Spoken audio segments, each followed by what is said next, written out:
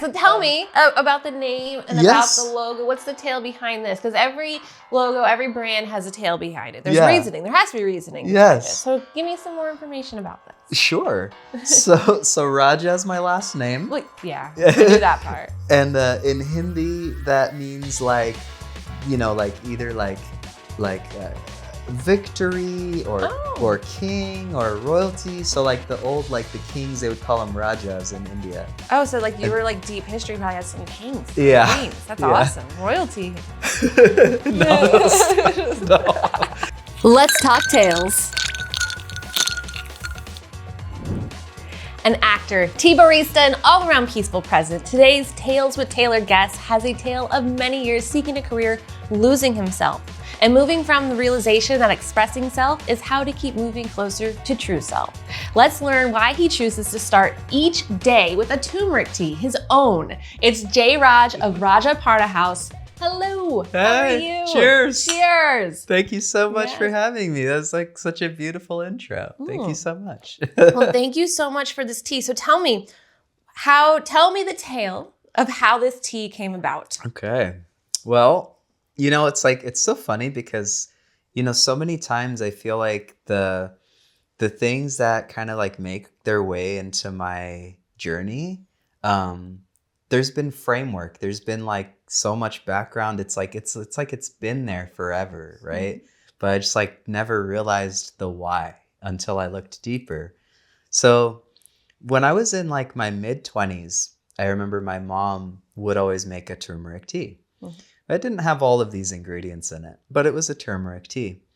And I noticed at that time, whenever there would be a morning where maybe the night before I had eaten some junk, or maybe I'd been out partying or whatever, and like instead of doing the coffee and getting a little bit of that up and down energy with that, I would have one cup of her tea, and my body would get rid of stuff a lot faster, and I would feel much cleaner, And so then when I began my yoga journey of guiding yoga journeys, something piqued my curiosity. I was like, maybe there's a connection here. Maybe they're related. And so I began to drink that tea on a regular basis. And after then, like trial and error, figuring out that I love drinking it, like most effective for me is on an empty stomach. And it wasn't until years later that I kind of figured out why. But, and it's kind of like, it's like if we're going to vacuum a room, mm-hmm. right? If we have like furniture all around that room, we can still vacuum it decently. But if we move everything out of the way, well, now we can get a complete clean. Okay. And I think of it that same way with what's in our stomach. Makes sense. So that the empty stomach can maximize its efforts. Yeah. Okay. Because the turmeric is, it's anti-inflammatory. So anything like the body basically, anytime it's trying to kind of respond and come back to homeostasis, any kind of like infection it might be trying to fight off, any dirt that's in there, it responds with inflammation. Mm. So my logic said, okay, if the body is kind of almost putting these beacons all over it with what needs addressing, and then if I leave it empty and I send this anti-inflammatory agent through it, mm-hmm. it's going to pick up more as it moves, less obstruction. Mm-hmm. So that's kind of why, that's why I like to start every day on an empty stomach with this turmeric tea.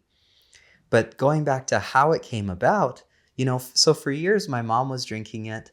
And then when I got like a lot more into nutrition and I was in my yoga journey and my students back up, those I've had the pleasure to guide, when we would be into their journeys, some of them would ask, they'd be like, what do you recommend for my food? What do you recommend I eat or drink?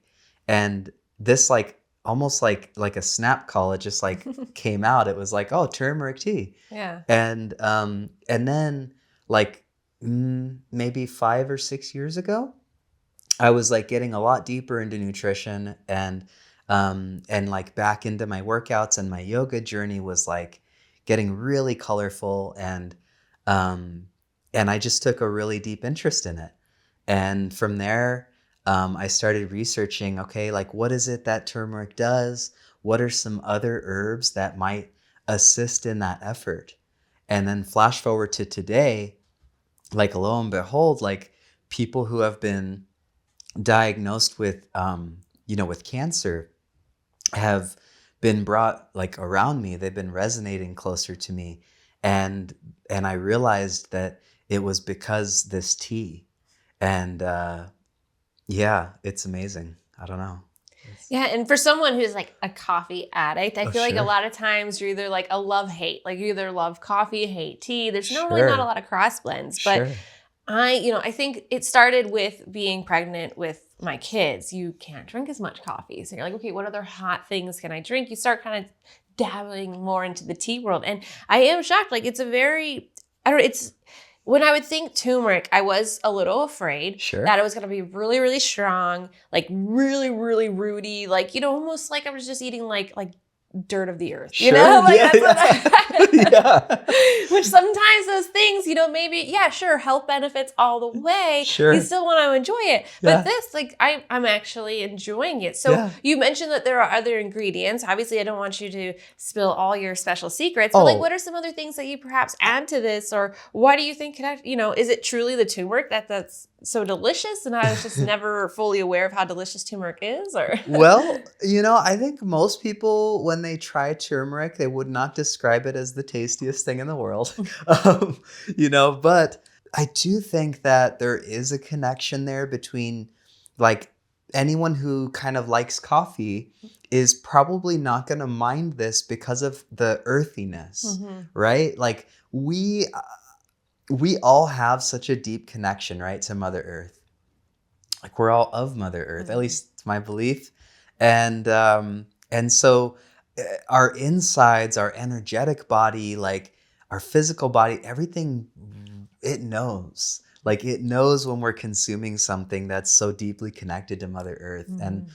And I don't consider any of these my secrets. Like, I'm freely happy to pass this knowledge around anybody who wants to make these for themselves. Like, no problem, that's great. I do all them by hand. The ingredients that I put in there, and just a quick blurb of why. So of course I start with turmeric.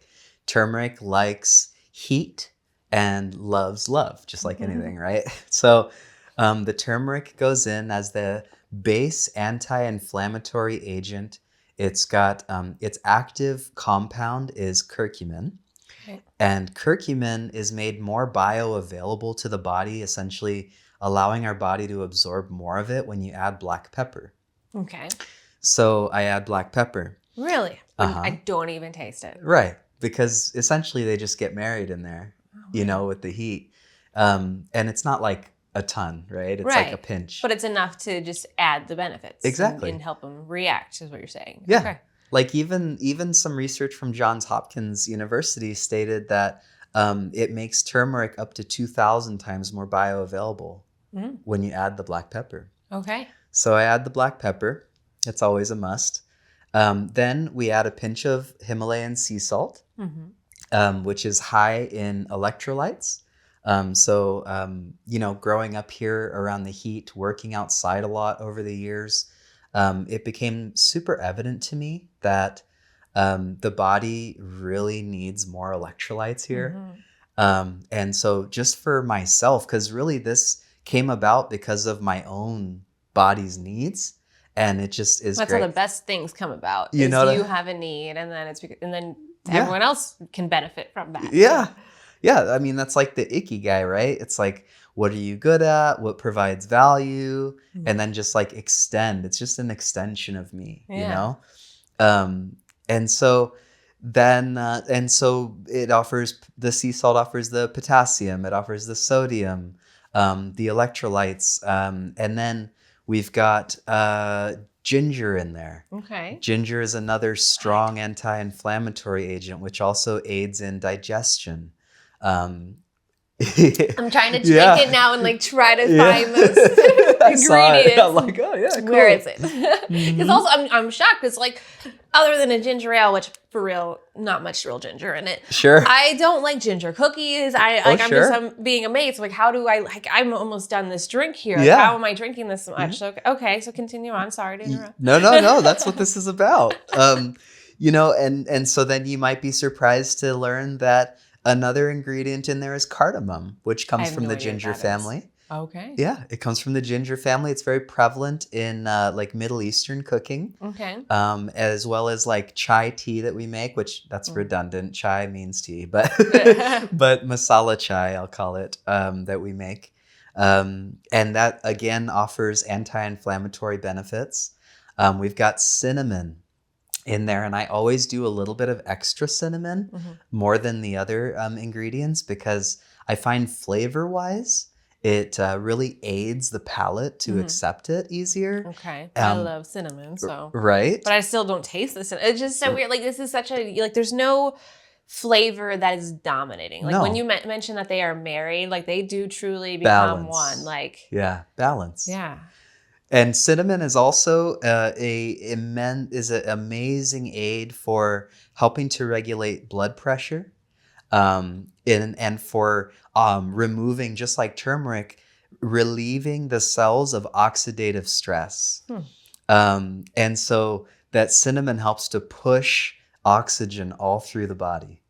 I love breath work. And so like, it's, just like was a win-win for me there. So I've covered the turmeric, the ginger, the salt, the pepper, the cardamom, and the ginger. Yeah. That's everything. Wow. And then with a dash of lemon just to make it a little extra delish. Yeah, exactly. Okay. After we pulled the tea off, or you pulled the tea off, got that fresh squeezed lemon in there. I do the same.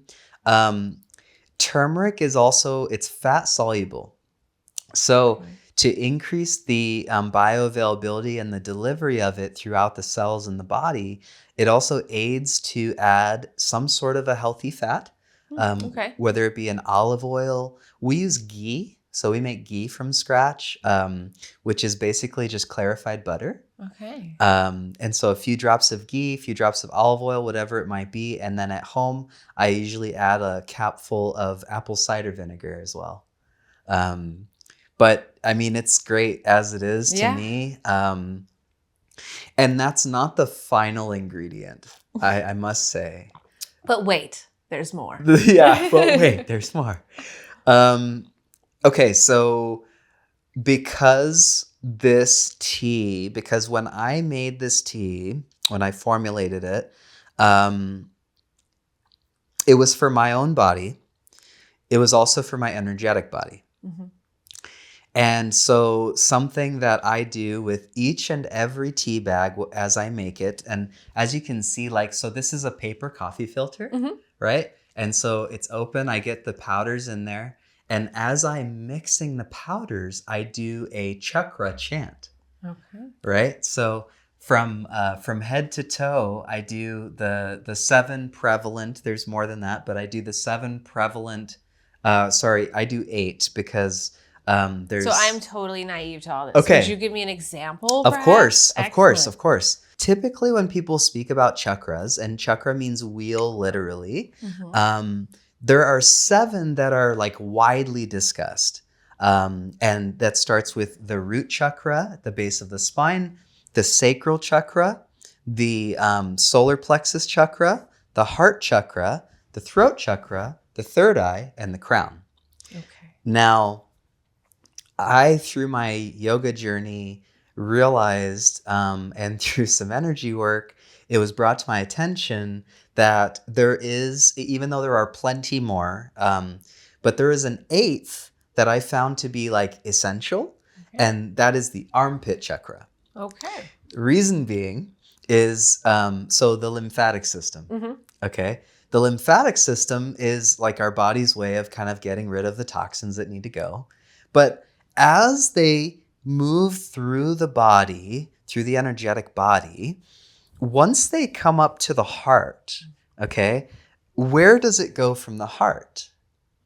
So there's a bit of a separation here, right? So we have like are kind of more like cerebral. So our crown and our third eye is kind of more cerebral. But then when you come down into your body, it's like, where is this going to go from the heart? So I started to study acupressure, and I learned that through acupressure that the heart meridian comes across on both sides, and it goes through the armpit, and then it goes down the arm and out through the fingertips, and especially through the pinky side. So it's like right here. Okay. And then the lungs go same type of route through the armpits, but then down the thumb side. And so I thought, okay, well, how am I going to get the lymphatic drainage to move kind of out of here and fully out of my body without having to process it through my cerebral? And so that's where it came in. So that's why I do the armpit chakra, and it kind of draws everything over, and then I process it out through the arms. Fascinating. So as I make the teas, as I'm mixing them, there's a chakra activator chant. In Sanskrit, they call it a bij mantra. And I don't remember specifically what that word bij means, but it goes, if I may. Yeah, go for it. Okay. Yeah, I'm intrigued. Sure. So for the root chakra, it's lam.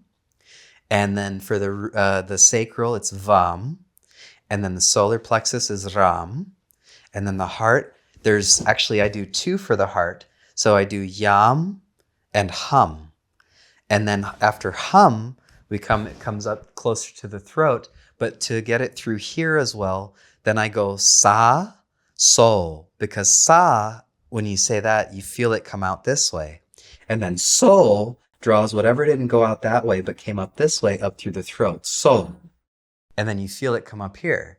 And then it's aum, or om would be like for the third eye, and then aum.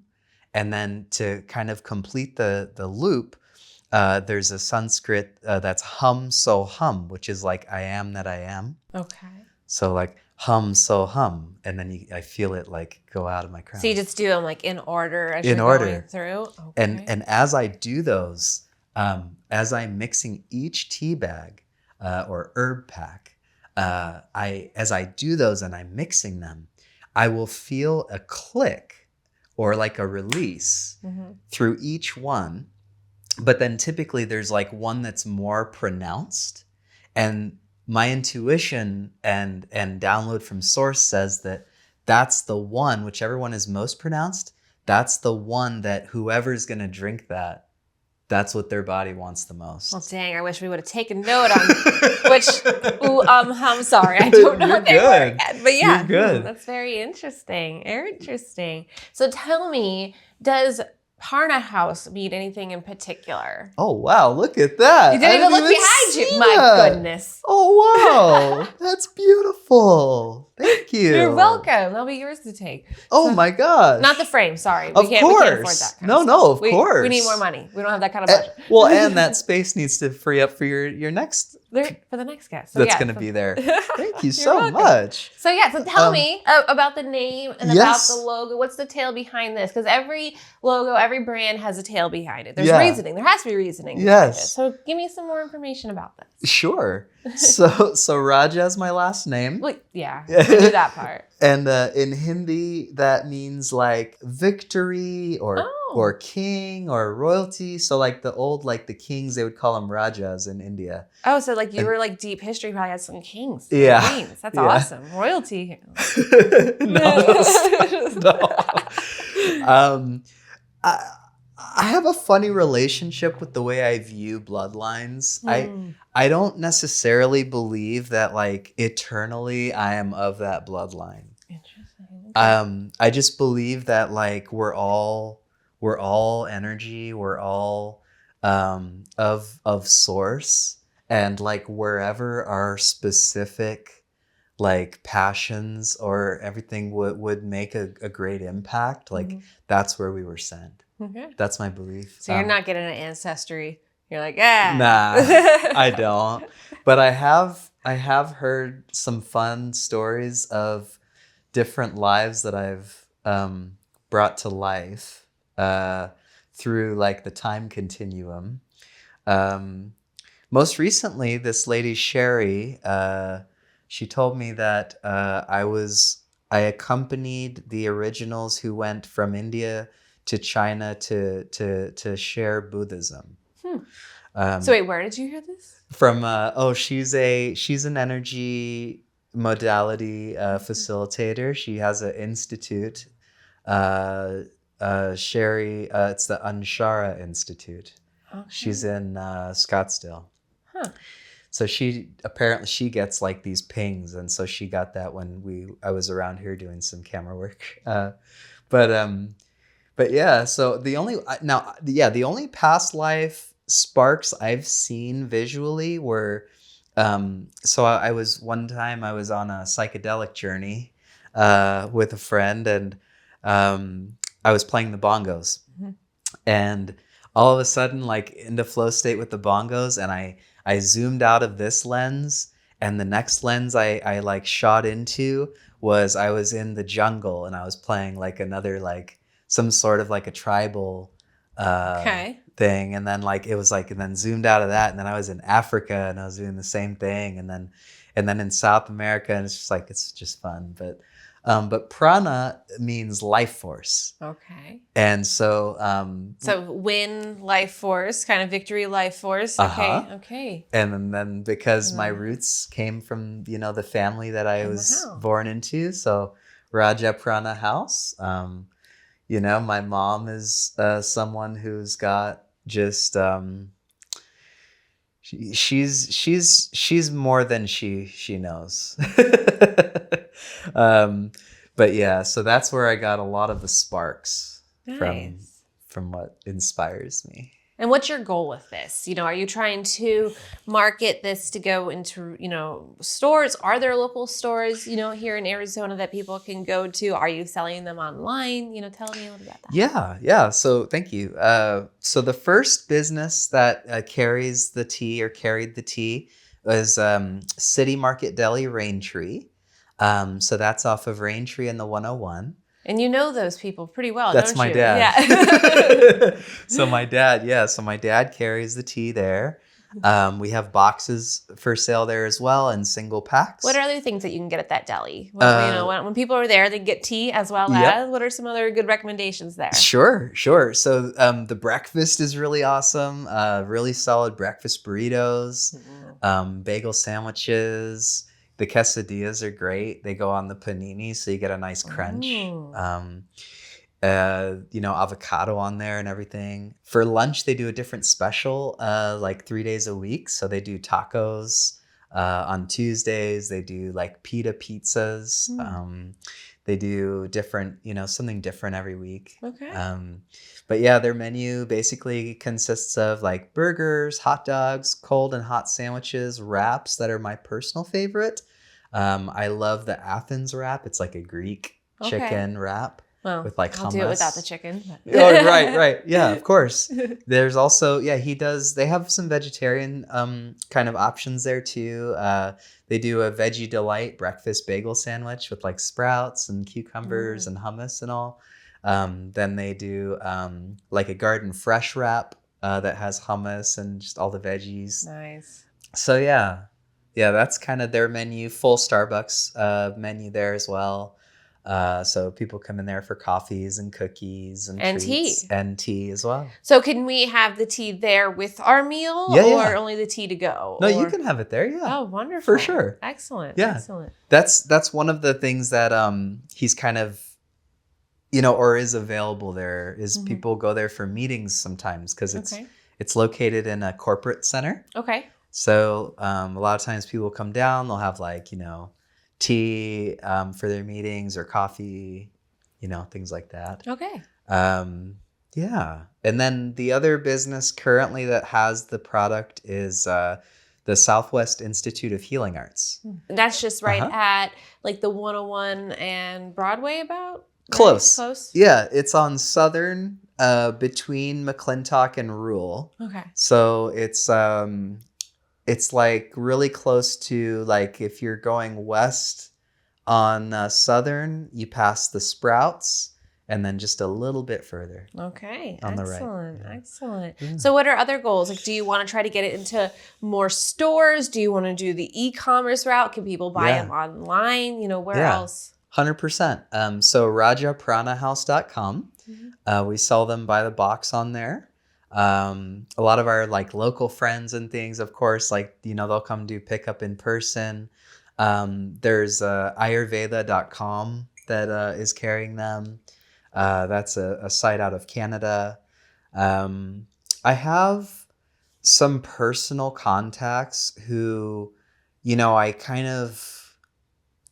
don't know, I resonate to them, kind of having them. One is like my uncle, Satyan Raja. He's in Canada. He, like about 35 years ago, he started an organization called Warrior Sage. And it's basically like it's a consciousness raising seminar and training for anybody, but he kind of focuses on like transcendental CEO. Okay. So a lot of kind of coaching leaders and so, you know, he and I are in talks right now. I'm sure that'll be there by the time this airs. Otherwise, definitely looking to do a lot more sales on the website. You know, stores in person, like we'll see. It's evident to me that like it can be a completely different experience when like I make it for someone. Yeah. You know, and so I'm currently considering like, you know, maybe having a brick and mortar location or something like that. But, you know, with the Arizona Cottage program, it allows us to make and sell, you know, a lot of products out of the house. So like thankful for that. You know, perhaps that'll be my kind of jump off point with having the in-person place, but we also have the deli, so I don't know, I'm kind of figuring that out, because I'll say you're busy sometimes acting. Yeah. So tell me, you know, what's it like being an actor? Like I understand for doing video, but it's not for everyone. Right. So, you know, why is it something that you enjoy doing? When I first started acting like besides like, you know, high school doing some plays and stuff, but then when I reconnected with acting, it was first just out of a vain desire to be on camera. Which is crazy because some people have like, it's the biggest fear of theirs is to be on camera. Yeah. I it's get like it. coffee, you love it or hate it, I guess. Yeah, I get it. I do. I mean, I've certainly had my moments where I was nervous, you know, before getting on camera for sure. You know, and it's just something we work through, right? And it becomes easier every time. Just like when I have come here and like you've been directing me, like the first take or two is just getting loose, you know. You saw even with me, it happens with literally everyone. Exactly. Gotta get your mouth to wake up. Yeah, exactly. So that's kind of how it started.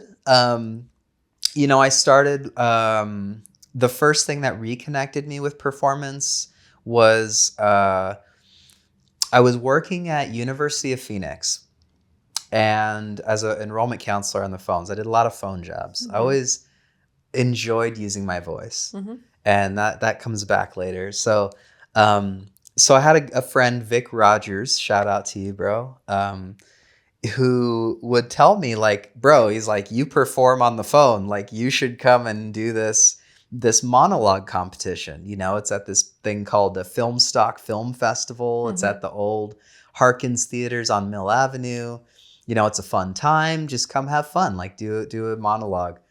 And so I did. And that night I won. I was voted audience choice. Nice. And I took that as the biggest compliment because even if I was like, I don't really care about being the best actor. But if the audience wants to see me, I was like, that's what I wanted at the time. Right. And so I ran with that. That night, I signed with my first SAG agent. That was Danny's agency. Nice. I proceeded to do some short films that, you know, I'll tell you, like, the performance was not very, I was not, like, a talented actor at that point. Right? I was, like, just wanted to be on camera. But but I did those. I got some experience. Then I started jumping into commercials. I got cast in some fun commercials. Started doing some print work, some modeling work, and it kind of built from there. And then, eventually what happened was I was cast as an extra in this production called, it was for Adobe. So Adobe, and shout out to James Lee, and Devin something, maybe Burko. But sorry, Devin. oh, but so I was cast as an extra, but one of the lead talent did not show up. Oh no. She didn't show up, like just at all. Did she get in a car accident? Did she die? She no call, no showed. That's crazy. Right? So she died. For like a That's the only excuse that you have, really. Obviously we hope no ill upon anybody. Right. But like, how do you just not? How do you just not? Yeah. And it was like paying well, and it was a good spot, Yeah. So anyways, the producer director knew me and asked me if I would step up and memorize 4 pages of material in maybe they gave me, I think, 2 or 3 hours. Jeez, call you Jason Alexander. Right. My goodness, that's crazy. And at that time, so I had to actually go and pick up more wardrobe at the time as well. So I was riding a Vespa at the time. Okay. So I jumped on the Vespa. I rode it was maybe 4 miles or so, and went and got wardrobe, came back and started memorizing. They gave me a PA, a production assistant, to help me memorize lines. And I went on there and I did it. And the material was essentially talking about the benefits of using one of their, it was, I think, Dreamweaver. The website builder. Something like that. And there was elements of it where they were okay, and we're going to input these graphics over here. And so keep that in mind as you do your thing. And there was a few stop and goes, they were it's cool if you need us to cut and because you didn't have all day or all week or 2 weeks to memorize this stuff. Right. So we did, and I nailed it. Nice. And thank you. For whatever reason, I was meant to perform well in that, and I did. And that became a reel that ended up getting me quite a bit of work. That's awesome. What do you prefer to do? Do you prefer the teleprompter SME work? Do you prefer memorizing and acting? Do you prefer comedy, drama? What would be your ideal role? So that's changed a lot. At that point is when a transition happened. So at that point, a switch flipped in me. And I realized that I didn't care about being on camera that much. I didn't really care about, the modeling work and being looked at as a cute guy. What I really desired in my heart of hearts was to deliver highly conscious content. I wanted to speak to deep levels with people. I wanted to make an impact. Right. And so from there, even though I did do some films after that, I treated them completely different. It wasn't about getting caught up in the moment of, looking good, delivering this line anymore. It was about storytelling. It was about connecting deeply with people. It was about doing everything I could to just have each person who watched that connect to one piece of it on a deep level. And that was that. And so from there, I did some more films. I was in I had a lead role in 3 feature films. I did a bunch more shorts. I was a supporting character in probably another 12 or 13 feature films. I kind of stopped doing many commercials. I stopped doing, shorts at that point. And then from there, through the Adobe work, I was shown that truly there's such an impact to be made through speaking directly to someone who's on the other side. And that brought me a lot closer to like the work that we've been doing together. Right. Yeah. Being more that SME, educating. And, I know a lot of the work that we're doing together is proprietary, but it's stuff that's really like helping people in education. And so that's really good. So I know I always love working with you. Every time you're on set, it's always a fun time. Same. And you're so professional too. So it's like that nice balance of like, okay, we're having fun, but also being productive, because I'm a big person of, being productive. Yeah. Too, so well, that is excellent. I think that that is like, that is such a gateway to understanding purpose, because like we could look at it as like different elements, right? We could be like, oh, fun is like when we're being goofy, and being productive is when we focus. But actually, circle that fits in both of them. Yes, because when I'm ripping and I'm delivering that content, I'm understanding the impact of it. It's a cause that like I already have felt and seen that this is going to make such a difference. Like I want to be that guy. Like I love connecting with that audience before they've even been brought on board potentially to the cause, right? That delivery or that content's meant for. Like I already can feel that. Like I know that I'm going to make an impact in that. I'm going to draw them in. They're going to understand like what are the sentiments that are going to happen through that, and they'll be able to connect deeper to it. And that's my hope, at least, right? Yeah. That's why I do that. That's why, even though the tea is something that's like so near and dear to my heart and purpose, like I just my scope of understanding this life game and consciousness has been so expanded upon, like in the last couple of years, I would say, just by realizing that there's no box. Like a good mutual friend of ours, Trey Goodman. Yeah. Good man, Trey. Shout out, Trey. Shout out. Like crushing the box. Like, it's like, dude, like I wouldn't have all of these skills and talents if they weren't all meant to culminate and make me like a more complete being and expression of all that is my true self. To go back to, I think, your question. Ooh, full circle there. Excellent.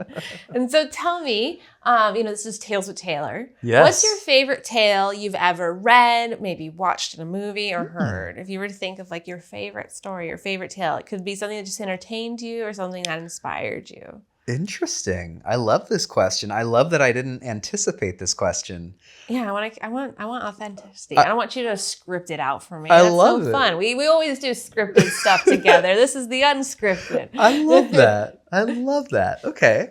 So as a kid, I really loved James and the Giant Peach. Okay. That's a terrifying movie. So we have a James. That is my son's name. Yeah. We thought, oh yeah, a little kid movie. Let's watch it. We started watching. I was like, oh my gosh, this is going to just haunt him. He's going to be terrified if we're ever not home late at night. It's going to be like your parents died. Sorry, spoiler alert if you've not seen James and the Giant Peach. I don't know. But good. Okay. Yeah. There was like an adventure aspect in that film that I really loved. Okay. But let's see, like now I would say okay, there's a few like the Matrix, the full trilogy, or like I think there's 4. I really connected deeply with that, just on like a conscious level. But let's see, for fun, just something for funsies that makes me laugh. And I love that we both say funsies, which is great. Yeah. I don't know. I'm a big Will Ferrell fan. Yes, classic. So, Wedding Crashers. Okay. I would say how to pick of all the many characters that he's been. Because I even think to some of the supporting characters, like his character in like Superstar. Oh, you know, like there's some that you don't always remember right away. Yeah. Yeah. Back in college, I think we would watch Super Troopers like at least once a week. Yeah. So there's that. Classic. But I always gravitate to like, stories that are kind of based in like ancient times, like maybe like a 300 or like Eternals or, Prince of Persia, that kind of stuff. Like, Nice. yeah. Very cool. Oh, Nice. no. And then like as an off mention, like, I don't know if this has to do with like my heritage in this physical world or what, but like Indian movies, like really kind of. What would be a recommendation? Because I have not watched, many Indian movies, so I'd love to know what would be a recommendation if I were to watch one. Sure. So there's one called like Triple R, like it's RRR. Okay. That's really solid. If you're looking for like an old school love story. No, hate love stories. Not at all. Pass. Pass. Big time pass. Gosh, that's like the majority of them for me. Noted. Okay. But like Triple R is not. Okay. That's like a violent like. Done. Triple R. How about yourself? Oh, goodness. What's supposed to be? You're about your show.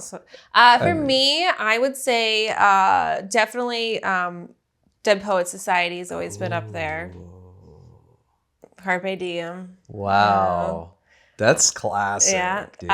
Harold and Maude, which is I haven't seen that. Oh, similar kind of feelings and ideas. Yeah, 1970s, I want to say. Nice. For books, my recent love, Creativity Inc. by Ed Catmull. He was one of the creators of Pixar. Oh. Yeah. Wow. So about really team building, especially as we're trying to build our business and add to the team. It's like, okay, like I love, like, who doesn't love Pixar? Like, I will cry to Up every time. Just that beginning sequence, it just gets you every time. And so, there's so many classics that they've created and just the culture that they created there, I find that interesting. So. I mean, that brings up like actually probably the one, I don't know how I forgot, but like, because animation, like, dude, animation, there is something, I can't put words on it, but like something about animation that connects so deeply. It's like the story it just gets you. It still can. I know. It could even be a lion, and I could be 34 years old, and I will still cry every time I see Mufasa. Right? Dude, Mufasa. I know your father. Yeah, like Studio Ghibli. I was gonna say Studio Ghibli, like anything by Studio Ghibli. Oh, okay. Yeah, they've done like Howl's Moving Castle. They've done like, you've probably seen the Totoro like plushie somewhere. But look it up. There's like a ton. But yeah, Studio Ghibli, their films are just like, My Next Door Neighbor Totoro. It's like, okay. I'm drawing a blank on some of the names. I'll have to take a look at that. Interesting. We'll have to add some links to and some references. Yeah. And so to kind of end things up, if you were to write a book or have a book of, you'd want to leave to people or messaging, what would be the title of that tale? Wow. That's amazing. Like at first hunch, like something with the word tea could stand out, but like that's like something that like RuPaul has done like a lot. And I love RuPaul too. There's something so freeing about that like expression, like just like breaking out of like the gender. But that's a really, really good question. Let's see. It's tough. People spend months trying to find a book title, and I'm giving you like 30 seconds, but Okay. So I know what it is, and I know why. So the title would be something to do with the sun's salutations. Mm-hmm. And the reason is because the sun is how I refound myself. Like going through the sun salutation yoga flow and recognizing like, okay, so like the poses within the sun salutation flow, they each have a corresponding like mantra. Mm-hmm. And if I could real quick, like they go, so I'll do the English. So I'll do both. So the first one is like Om Mitraya Namaha, and that is friendly to all. And so as I went through these, just as a precursor, like it became like evident to me, like I got this download that like every mantra, like everything that I say is actually something I'm saying to myself. Like, because like I view us all as just like mirrors of each other, and just like different versions, like in different stages of development and different things. And we're all this like this puzzle, right? Like, you know, you're this piece and I'm this piece. And like, as we go through life, like we might get different bends and curves and edges and inserts, but we're still that puzzle piece. And it's the only puzzle piece that can go right there. And so then like, as I would go through this daily flow, like after a while of doing it, I realized like, oh, like I'm saying that to the sun, but I'm saying it to myself. And so it's like, first one's like friendly to all. And then like, it goes like, Om Ravaya Namaha, which is like the shining one. And then Om Suryaya Namaha, and that's the one that dispels darkness and brings fruitful activity. And then it's Om Vanave Namaha, and that's like the like the luminous one. And then Om Kagaya Namaha, the all-pervading one floating through the sky. And then Om Voshne Namaha, one who brings nourishment and fulfillment. And then Om Hiranyagarbhaya Namaha, with the most beautiful golden brilliance and radiance. And then Om Marichaya Namaha, with unlimited love, unlimited light. And then Om Adityaya Namaha, of cosmic origin. Om Savitre Namaha, that gives us life. Om Arkaya Namaha, that gets my praise and all the glory. And Om Vashkaraya Namaha, that brings cosmic illumination and spiritual wisdom. That's beautiful. That's a very long book title, but that's beautiful. Yeah, so maybe the book title would be just like you know, like Mornings with the Sun or something like that. We'll work on it. Something. Yeah. So in the meantime, just remind people, how can they stay connected with you and all of your updates of anything that you're doing? Perhaps tea. I know we discussed, perhaps you're making also a little bit of like an iced tea version. I am. So how can people stay connected with all the amazing things you're up to? Awesome. Thank you. So www.rajapranahouse.com. That's RAJAPRANA house.com. The blog is on there. The teas are on there. The pies can be ordered on there. Sari draping, something that my mom offers. There's all sorts of offerings on there. And then my Instagram handle is stillmolove. Stillness, motion, love. So still mo love. I always thought it was just still more love. Like I thought, that's all you're saying. Works. Like, more money, more power, more love. I don't know. That's mo what I thought. It works. It works. So yeah, still mo love. That's my personal Instagram handle. You can connect with me. You can follow me on Facebook, J Raja.